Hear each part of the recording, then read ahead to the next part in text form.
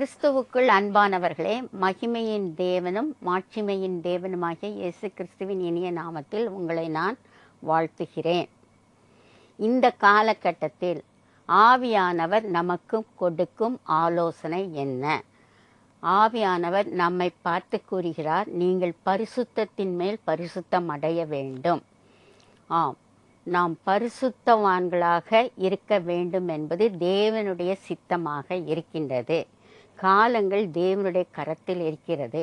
காலங்கள் பொல்லாதவைகளானதால் அவற்றை நாம் பிரயோஜனப்படுத்தி கொள்ள வேண்டும். நாம் பரிசுத்தம் அடைவதற்கு ஏற்ற வழியை நாம் வகுத்து கொள்ள வேண்டும்.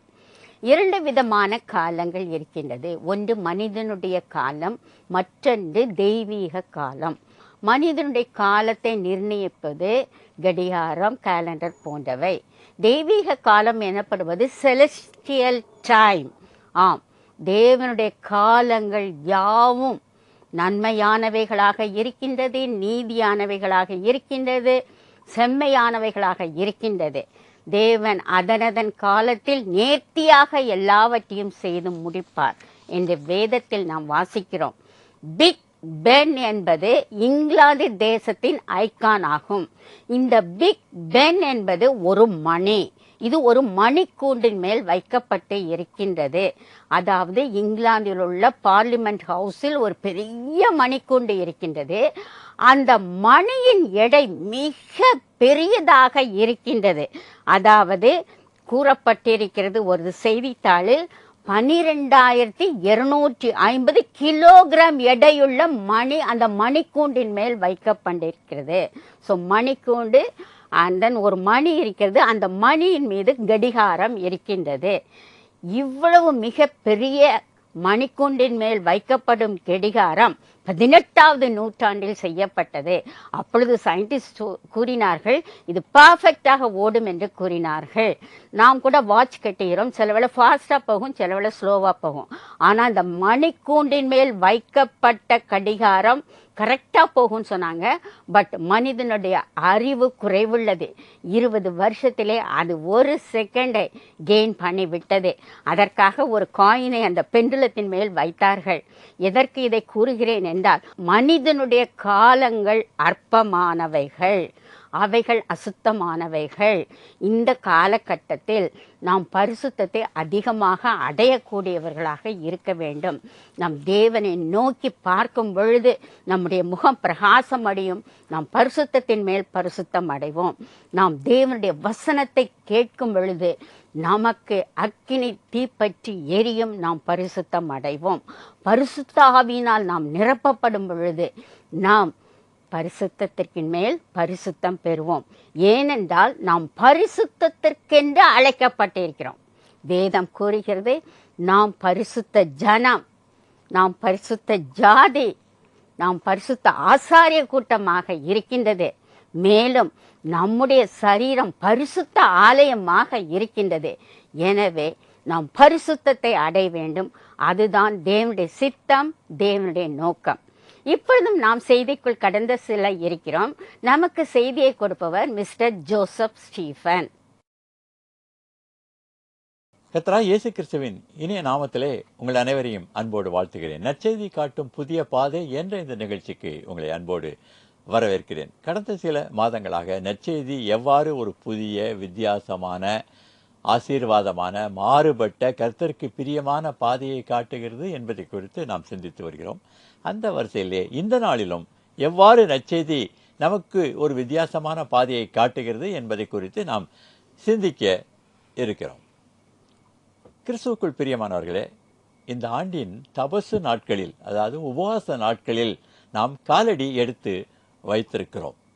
இந்த நாட்கள் ஆவிக்குரிய வளர்ச்சியின் நாட்கள். இந்த நாட்களில் அதிகமாக வேத வசனங்களை ஆழமாக தியானித்து கிறிஸ்துவுக்குள்ளாக வளருவதற்கான முயற்சிகளை எடுக்கிற ஒரு காலமாக இருக்கிறது. எனவே அந்த அடிப்படையில் எது உண்மையான பக்தி என்ற தலைப்பில் ஒரு சிந்தனையை உங்கள் முன்பாக நான் வைக்க விரும்புகிறேன். வாட் இஸ் ட்ரூ பயட்டி என்பதுதான் இந்த நாளினுடைய செய்தியின் தலைப்பாக இருக்கிறது. முன்னுரையாக ஒரு சில காரியங்களை உங்கள் முன்பாக நான் பகிர்ந்து கொள்ள ஆசைப்படுகிறேன். பக்தி என்றால் என்ன என்ற கேள்வி நமக்கு முன்பாக வருகிறது. ஆன்மீக வாழ்க்கையில் ஆர்வமும் வாஞ்சையும் உள்ள நிலையைத்தான் நாம் பக்தி என்று அழைக்கிறோம். அப்படி என்றால் பக்தியின் அடையாளம் என்ன என்ற ஒரு கேள்வியும் வருகிறது. ஒரு மனிதனை எப்பொழுது நாம் பக்திமான் என்று சொல்கிறோம் என்ற ஒரு கேள்வி நமக்குள்ளாக எழுகிறது. ஒருவர் ஆலயத்திற்கு ஒழுங்காக போகிறார், ஆராதனையில் கலந்து கொள்கிறார் என்றால் அவரை பக்திமான் என்று சொல்கிறோம். வேதத்தை ஒழுங்காக வாசிக்கிறார், ஜபம் செய்கிறார், உபவாசம் இருக்கிறார், தசம பாகங்களை கொடுக்கிறார், ஊழியங்களில் கலந்து கொள்கிறார் என்றால் நாம் அவரை பக்திமான் என்று அழைக்கிறோம். ஆனால் அதை தாண்டியும் ஒரு சூழ்நிலை இருக்கிறது. அதைத்தான் இந்த நாளில் நாம் கற்றுக்கொள்ள விரும்புகிறோம். ட்ரூ பைட்டி என்பதை கேம்பிரிட்ஜ் டிக்ஷனரி இவ்வாறு விளக்குகிறது. அதற்கான விளக்கத்தை இவ்வாறு தருகிறது. Strong belief in a religion that is shown in the way someone lives. someone lives என்று சொல்கிறது. அதாவது வாழ்ந்து காட்டுவதுதான் பக்தி மார்க்கம் என்று சொல்கிறது. வேதத்தை நாம் அறிந்திருக்கலாம், தெரிந்திருக்கலாம், மனப்பாடம் செய்திருக்கலாம், வேத ஆராய்ச்சி செய்திருக்கலாம், கட்டுரைகள் எழுதியிருக்கலாம், பிரசங்கங்கள் செய்திருக்கலாம், பெரிய ரிசர்ச்சே செஞ்சிருக்கலாம். ஆனால் அது பக்தி மார்க்கம் அல்ல. அதனுடைய நோக்கங்களின்படி வாழுவதுதான் பக்தி மார்க்கம். அதன் நோக்கங்களின்படி, அதனுடைய ட்ரூ டு இட் இன்டென்ஷன்ஸ் என்று சொல்வார்கள், அதனுடைய எண்ணங்களின்படி வாழ்வதுதான் உண்மையான பக்தி மார்க்கமாக இருக்கிறது என்பதிலே சந்தேகமில்லை. அதனால்தான் மதர் தெரசா அவர்கள் தெளிவாக சொன்னார்கள், Christianity is not a religion of preaching but practising. வாழ்ந்து காட்டுவதுதான் பக்தி மார்க்கம், வாழ்ந்து காட்டுவதுதான் பக்தி மார்க்கம். இந்த நாளிலே வேதம் போதிக்கிற சில மேலான பக்திக்கான வழிகளை குறித்து 3 தலைப்புகளிலே நாம் சிந்திக்க இருக்கிறோம். முதலாவது, குடும்ப மற்றும் சமுதாய உறவுகள் வழியே பக்தி. அடுத்ததாக, பொது வாழ்வில் பக்தி. மூன்றாவது, கர்த்தரில் நிலைத்திருந்து பக்தியை வெளிப்படுத்துதல். 3 தலைப்புகளிலே உங்களோடு கூட சில முக்கியமான சிந்தனைகளை நான் பகிர்ந்து கொள்ள ஆசைப்படுகிறேன். முதலாவது, குடும்ப சமுதாய உறவுகள் வழியே பக்தி. பழைய ஏற்பாட்டு நாட்களில் இஸ்ரவேல் ஜனங்கள் பலுகி பெருகினார்கள். அவர்களுக்கு பக்தி மார்க்கத்தை ஆண்டவர் போதிக்க வேண்டும் என்று விரும்பினார். அவர்கள் உண்மையும் நேர்மையும் கண்ணியமாக வாழ வேண்டும் என்று விரும்பினார். எனவே அவர் நியாயப்பிரமாணங்களை மோசேயின் வழியாக அவர்களுக்கு வழங்கினார். ஏராளமான கட்டளைகள், கற்பனைகள், மனிதன் கைக்கொள்ள வேண்டிய அநேக காரியங்களை அவர் மோசேக்கு கற்பித்து அதை எழுத்து வடிவமாக்கி அதை ஆசாரியர் கைகளில் கொடுத்து அதற்கு போதிக்கும்படி அவர் செய்தார். வேத அறிஞர்கள் கூறுகிறார்கள், 613 பிரமாணங்கள், கட்டளைகள் இந்த நியாயப்பிரமாண புஸ்தகத்தில் அடங்கியிருக்கிறது என்று அவர்கள் ஒரு கணக்கு எடுத்து இருக்கிறார்கள். இவைகள் இஸ்ரவேல் ஜனங்களை பக்தி மார்க்கத்திற்கு நேராக, உண்மையான பக்திக்கு நேராக வழிநடத்தும் கருவிகளாக இருந்தது. அதிலிருந்து ஒரு சில குறிப்புகளை உங்கள் முன்பாக வைக்க விரும்புகிறேன். அதற்கு ஆதாரமாக முதலில் ஒரு வசனத்தை வாசிக்க கேட்போம். உபாகமம் 15ஆம் அதிகாரம் 7, 8 மற்றும் 10 வசனங்கள். உன் தேவனாகிய கர்த்தர் உனக்கு கொடுக்கும் தேசத்தின் எந்த வாசலிலும் உன் சகோதரரில் எளியவனான ஒருவன் இருந்தால், எளியவனாகிய உன் சகோதரனுக்கு உன் இருதயத்தை நீ கடினமாக்காமலும் உன் கையை மூடாமலும் அவனுக்கு உன் கையை தாராளமாய் திறந்து அவனுடைய அவசரத்தின் நிமித்தம் அவனுக்கு தேவையானதை கடன் கொடுப்பாயாக. அவனுக்கு தாராளமாய் கொடுப்பாயாக. அவனுக்கு கொடுக்கும் போது உன் இருதயம் விசனப்படாதிருப்பதாக. அது நிமித்தமாக உன் தேவனாகிய கர்த்தர் உன்னுடைய எல்லா கிரியைகளிலும் நீ கையிட்டு செய்யும் எல்லா காரியங்களிலும் உன்னை ஆசீர்வதிப்பார். கிறிஸ்துவுக்குள் பிரியமானவர்களே, இந்த வசனங்கள் கூறுகிறது, ஒரு கிறிஸ்தவன் அல்லது ஆண்டவரை ஏற்றுக்கொண்ட மனிதன் மற்றவர்களுக்கு உதவி செய்ய வேண்டும் என்று. இங்கு இஸ்ரேல் ஜனங்களை பார்த்து ஆண்டவர் சொன்னார், உன் தேசத்தில், உன் நாட்டில், உன் ஊரில், உன்னுடைய அருகில் இருக்கிற எளிய மக்களுக்கு நீ உதவி செய்ய வேண்டும் என்று சொன்னார். என்னையா இதில் பெரிய பக்தி இருக்கு? எல்லா மதங்களும் தான், எல்லா சமயங்களும் தான் மற்றவங்களுக்கு உதவி செய்யணும் அப்படின்னு சொல்லுது, இதில் என்ன விசேஷம் இருக்கு அப்படின்ற ஒரு கேள்வி வருகிறது. இங்கு இந்த வசனம் சொல்கிறது, நீ அவனுக்கு தாராளமாய் உதவி செய் என்று சொல்கிறது. அவனுக்கு தாராளமாக உதவி செய். இப்போ உங்கள் வீட்டில் பக்கத்து வீட்டுக்காரரு தன்னுடைய மகனோ மகளோ ஸ்கூலில் ஃபீஸ் கட்டுறதுக்கு எனக்கு பணம் இல்லை, ஒரு 2000 ரூபா வேணும் அப்படின்னு கேட்டால், ஒருவேளை நமக்கு அந்த 2000 ரூபா கொடுப்பதற்கு வசதி இருந்தாலும் நாம் என்ன செய்ய மாட்டோம்? 2000 ரூபா கொடுக்க மாட்டோம். இந்தப்பா ஒரு 1000 ரூபா வச்சுக்கோ, வேற எங்கேயாவது நீ பார்த்துக்கோ என்று சொல்லி குறைத்து கொடுப்போம். குறைத்து கூட வசதிகள் இருந்தாலும் நமக்கு அது ஒரு பெரிய பொருட்டாக இல்லாவிட்டாலும் கூட நம்ம என்ன செய்ய மாட்டோம்? தாராளமாக எல்லாம் அவன் கேட்குறதெல்லாம் கொடுத்துடணுமா அப்படின்ற ஒரு அடிப்படையில் நாம் செயலாற்றுவோம். ஆனால் இங்கே கர்த்தர் சொல்கிறார், அவன் உதவி கேட்டு வரும் பொழுது அவனுக்கு தாராளமாய் கொடு, அவனுக்கு தாராளமாய் கொடு என்று சொல்கிறார். அடுத்ததாக இன்னொரு காரியத்தையும் கர்த்தர் இங்கே அருமையாக சொல்கிறார். அவர் சொல்றாரு, கொடுத்த பிறகு தயவுசெய்து வருத்தப்படாத அப்படின்னு சொல்றார். கொடுத்த பிறகு வருத்தப்படாத, ஐயோ வாங்கிட்டு போயிட்டானே, இவன் திருப்பி தருவானோ, என்னை ஏமாத்திட்டானோ அப்படின்னு தயவுசெய்து வருத்தப்படாத, சந்தோஷத்தோடு மனமகிழ்ச்சியோடு கொடு. அப்படி கொடுக்கலன்னா நீ வேஷம் போடுற, பக்திமான் மாதிரி வேஷம் போடுற, உதவி செய்கிற மாதிரி வேஷம் போடுற, அது வேண்டாம். நீ மனமகிழ்ச்சியோடு உற்சாகத்தோடு கொடு என்று சொல்கிறார். உதவி செய்வது ஒருவேளை பக்தியாக அல்லது பக்தியின் அடையாளமாக இருக்கலாம். ஆனால் தாராளமாய் உதவி செய்வது, அதை மனமகிழ்ச்சியோடு உதவி செய்வது, எந்த ரிசர்வேஷனும் இல்லாமல் உதவி செய்ததான் மெய்யான பக்தி. அதுவே மெய்யான பக்தி. கர்த்தர் அப்பேற்பட்ட ஒரு மனுஷனை தான் அவர் விரும்புகிறார் என்பதில் சந்தேகமில்லை. அப்பேற்பட்ட ஒரு மனிதனைத்தான் அவர் விரும்புகிறார் என்பது சந்தேகமில்லை. இன்னும் அநேக காரியங்கள் உண்டு. நீங்கள் உங்கள் தனி தியானங்களில் உபாகம புத்தகத்தை படித்து பாருங்கள். ஏராளமான இந்த சமுதாய குடும்ப உறவுகள் தொடர்பான அநேக காரியங்களை நமக்கு போதிக்கிறார். அடுத்ததாக பொது வாழ்க்கையிலே பக்தி. பொது வாழ்க்கையிலே பக்தி, அதற்கென்று ஆதாரமாக ஒரு வசனத்தை நாம் வாசிக்க கேட்போம். தீத்துவின் புஸ்தகம் 2ஆம் அதிகாரம் 7ஆம் வசனம். நீயே எல்லாவற்றிலும் உன்னை நற்கிரியைகளுக்கு மாதிரியாக காண்பித்து. இங்கு பவுல் தீத்துவுக்கு கிரேத்தா தீவிலே ஊழியம் செய்யும்படியான சில பொறுப்புகளை கொடுத்து அவனை அனுப்புகிறார்.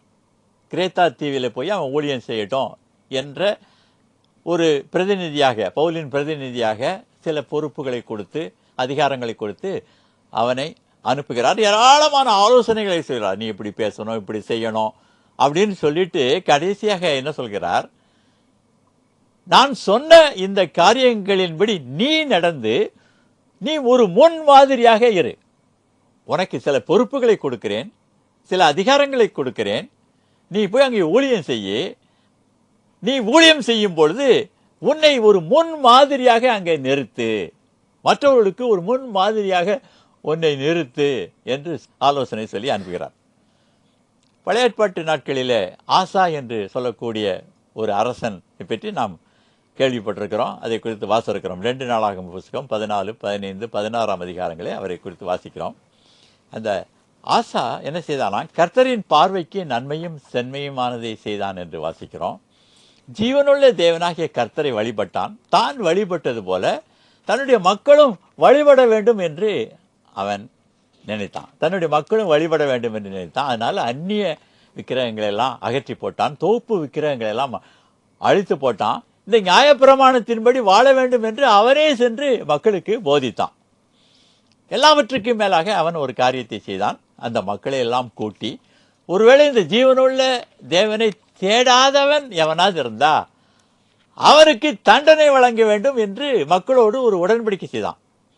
அதாவது ஒரு முக்கியமான ஒரு டிசிஷன் எடுக்கிறான். அதை மக்களை கலந்து அந்த டிசிஷன் எடுக்கிறான். என்ன டிசிஷன் எடுக்கிறான்? தேவனை தேடாதவன் கொலை செய்யப்பட வேண்டும், அவன் தண்டனை அடைய வேண்டும் என்ற ஒரு முடிவை எடுத்து அது ஆணையாக அவன் பிறப்பிக்கிறான். அவன் அரசனாக இருக்கிறான். அப்பொழுது அவனுக்கு ஒரு செய்தி வருகிறது. அதை தான் 2 நாளாகமம் புஸ்தகம் 15ஆம் அதிகாரம் 16ஆம் வசனத்திலே வாசிக்கிறோம். அதை வாசிக்க கேட்போம்.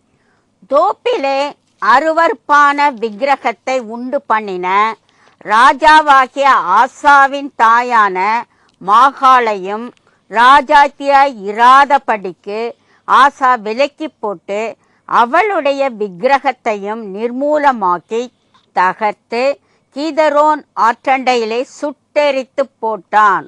இவன் ஒரு ஆணை பிறப்பிக்கிறான். ஜீவனுள்ள தேவனை, கர்த்தரை தேடாதவன் கொலை செய்யப்பட வேண்டும், தண்டிக்கப்பட வேண்டும் என்று. அப்பொழுது இவனுக்கு ஒரு செய்தி வருகிறது. தன்னுடைய சொந்த தாய் மாகாள் அங்கே தோப்பு விக்கிரகத்தை செய்தால் அந்நிய தெய்வங்களை வணங்குகிறாள் என்ற ஒரு செய்தி வருகிறது. அப்பொழுது தாயென்றும் பார்க்காமல் அவளை அந்த ராஜாத்தி பதவியில் இருந்து அவளை தள்ளி போட்டான். அவளை தள்ளி போட்டான். கிறிஸ்துவுக்குள் பிரியமானவர்களே, சட்டத்தின் முன் அனைவரும் சமம் என்பதை இவன் அங்கு நிரூபித்தான். அப்படி வாழ்ந்து காட்டினான். இவனே போதிக்கிறான். நியாயப்பிரமாணத்தின்படி தான் வாழணும்னு போதிக்கிறான். ஆனால் போதிக்கிற அவன் அந்த போதித்தபடியே அவன் செய்தும் காட்டினான். அநேகர் என்ன செய்வாங்க? போதிக்கிறபடி செய்ய மாட்டாங்க. இயேசு கிறிஸ்து சொன்னார், திட்டமாக சொன்னார், அவர்கள் சொல்லுகிறார்கள், சொல்லியும் செய்யாதிருக்கிறார்கள் என்று. இவன் அரசன். இவனுக்கு இந்த ஆணையிலிருந்து விலக்களிக்க அதிகாரம் உண்டு. விலக்களித்தாலும் யாரும் கேட்க முடியாது. அதை பொருட்படுத்தாமல் கூட இருந்திருக்கலாம். ஆனால் அப்படி செய்யல. பொது வாழ்க்கையில் ஈடுபட்ட இந்த அரசன் தான் இட்ட ஆணையின்படியே அவன் அதை நிறைவேற்றினான். சொந்த தாய் என்றும் பார்க்காமல், குடும்பத்தினர் என்றும் பார்க்காம அவன் அந்த தண்டனையை நிறைவேற்றினான். இன்று பொறுப்பில் இருப்பவர்கள் அல்லது அதிகாரம் வகிப்போர் தங்களுக்கு வேண்டியவர்கள் இது போன்ற ஏதாவது ஒரு சிக்கலில் மாட்டிக்கொண்டார்கள் என்றால் அவர்களை விடுவிப்பதற்கு ஏதாவது வழிவிலக்கு இருக்கா அப்படின்னு பார்க்குறோம். இவன் பார்க்கல. பொது வாழ்க்கையில் அவன் நேர்மையுள்ளவனாக இருந்தான். அவனுடைய முன்மாதிரி ஒரு தாக்கத்தை ஏற்படுத்துகிற அளவில் இருந்தது. கிறிஸ்துவுக்குள் பிரியமானவர்களே, நம்முடைய பொது வாழ்க்கையிலே, நம்முடைய அலுவலக வாழ்க்கையிலே, நம்முடைய ஊழிய வாழ்க்கையிலே, நம்முடைய நிர்வாகத்தோடு தொடர்பு கொண்ட அநேக பொறுப்புகளில் நாம் முன்மாதிரியாக இருக்கிறோமா? அதுதான் உண்மையான பக்தி. அதுதான் உண்மையான பக்தி. பேசுவது பெருசல்ல, பேசுகிறபடி செய்ய வேண்டும். ஆணையிடுவது பெருசல்ல, ஆணையிட்டதை நிறைவேற்ற வேண்டும். அது சொந்த குடும்பத்தாரை பாதித்தாலும் அதை கண்டுகொள்ளாமல் அதை நிறைவேற்ற வேண்டும். அதுதான் உண்மையான பக்தி. அப்பேற்பட்ட தாக்கம் பொது வாழ்க்கையில் ஈடுபட்டிருக்கிறவர்களுக்கு அவசியமாக இருக்கிறது. அதை மறந்து போக வேண்டாம். ஜார்ஜ் வாஷிங்டன் என்று சொல்லக்கூடியதை பற்றி நீங்கள் கேள்விப்பட்டிருப்பீர்கள். அவர் அமெரிக்காவினுடைய முதல் ஜனாதிபதியாக இருந்தார். அவர் அந்த அமெரிக்கா சுதந்திரம் அடைந்தவுடன் அவரை தேர்ந்தெடுத்தார்கள். அமெரிக்க அரசியலமைப்பு சட்டத்தின்படி ஒரு ஜனாதிபதி 2 முறை தான் பதவியேற்க முடியும். ஒரு டேர்ம் 4 வருஷம். அதனால் 8 ஆண்டுகள் தான் அது பதவியில் இருக்க வேண்டும். 8வது ஆண்டு நிறைவுகிற சமயத்தில் எல்லா செனட்டரும் ஜார்ஜ் வாஷிங்டன்ட்ட வந்து சொன்னாங்க. என்ன சொன்னாங்க? ஐயா, அடுத்த ஜனாதிபதிக்கு சரியான ஆள் இல்லை, நீங்களே தொடர்ந்து கண்டினியூ பண்ணணும், நீங்களே இதை தொடர வேண்டும், இந்த சட்டத்தை வேணால் கொஞ்சம் மாற்றிடலாம், நமக்கு மெஜாரிட்டி இருக்குது, இதை 3 முறை அல்லது 4 முறை ஒருவர் ஜனாதிபதியாக போட்டியிடலாம் என்று சட்டத்தை மாற்றிவிடலாம் என்று அவர்கள் சொன்னார்கள். அப்பொழுது ஜார்ஜ் வாஷிங்டன் சொன்னார், if I stand for the third time, where is the difference between King George and George Washington என்று சொன்னார். நானே 3வது தடையும் நின்றேன்னா எனக்கும் இங்கிலாந்து நாட்டில் வாழ்நாள் பொழுதும் ராஜாவாக இருக்கிறாரே கிங் ஜார்ஜ், அவருக்கும் என்ன வித்தியாசம்? அது வேண்டாம் தானே இங்கே வந்திருக்கோம். அதனால நான் இருக்க முடியாது, வேறு ஒருவரை தேர்ந்தெடுங்கள் என்று சொன்னார். பொது வாழ்க்கையில் காணப்பட வேண்டிய ஒரு முக்கியமான கோட்பாடை ஜார்ஜ் வாஷிங்டன் பின்பற்றினார். ஆம், பொது வாழ்க்கையில் உள்ளவர்கள் நாம் கர்த்தருக்கு பிரியமாக உண்மையான பக்திமான்களாக இருக்க அழைக்கப்பட்டிருக்கிறோம். அதனால அமெரிக்காவில் இன்று வரைக்கும் எத்தனையோ நூற்றாண்டுகள் ஆனாலும் இன்று வரைக்கும் அந்த முறை மாற்றப்படாமல் இருக்கிறது. அப்பேற்பட்ட ஒரு அஸ்திவாரத்தை அவர் அன்று விதைத்தார். அதுவே உண்மையான பக்தி, அதுவே உண்மையான பக்தி. 1வதாக கர்த்தரில் நிலைத்திருந்து பக்தியை வெளிப்படுத்துதல். கர்த்தரில் நிலைத்திருந்து பக்தியை வெளிப்படுத்துதல்.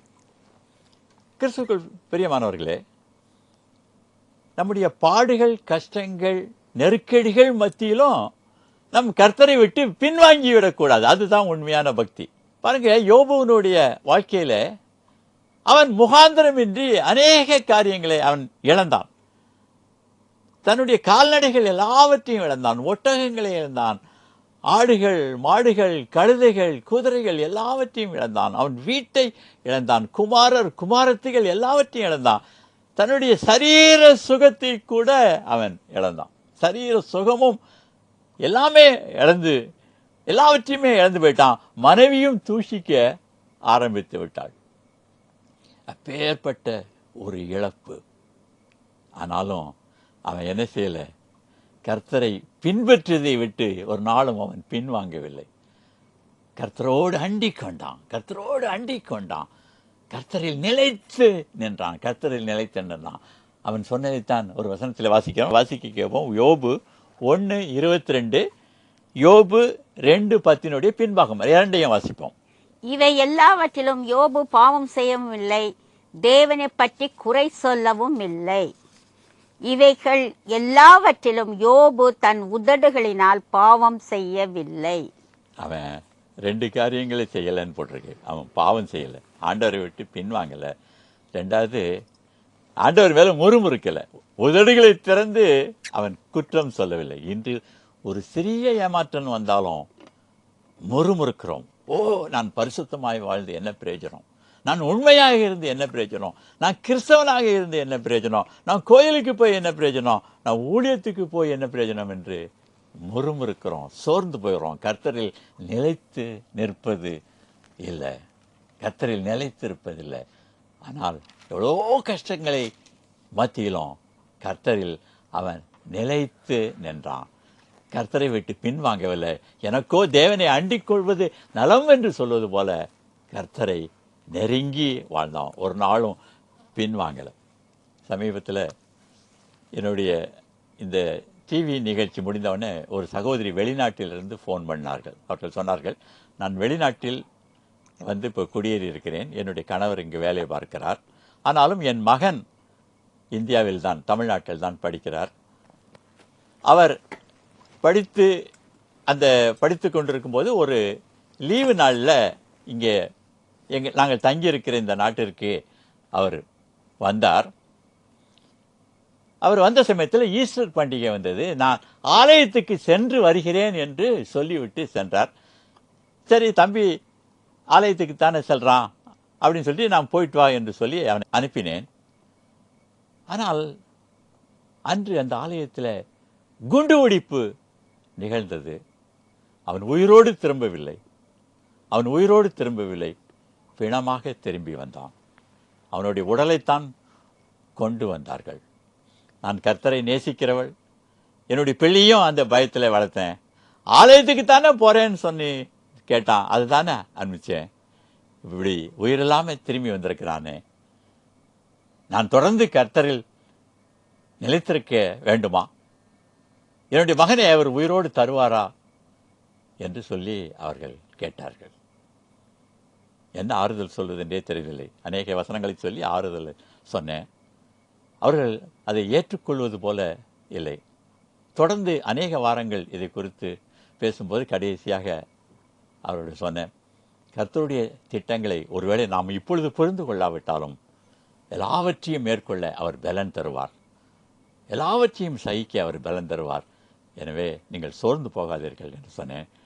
அநேக வாரங்களுக்கு பிறகு அவர்கள் சொன்னார்கள், இல்லை, நான் தேவனை அண்டிக் கொள்வேன், கர்த்தரிடம் தொடர்ந்து விசுவாசமாக இருப்பேன், அவரில் நிலைத்திருப்பேன் என்று சொன்னார்கள். கிறிஸ்துவுக்குள் பிரியமானவர்களே, கிறிஸ்துவுக்குள் நிலைத்திருப்பதே மெய்யான பக்தி. அதை மறந்து போக வேண்டாம். இந்த லெந்து காலங்களிலே நாம் கிறிஸ்துவுக்குள் நிலைத்திருப்போம், உண்மையான பக்தி மார்க்கத்தின் வழியாக செல்வோம். அது நமக்கு ஆசீர்வாதத்தை கொண்டு வரும்.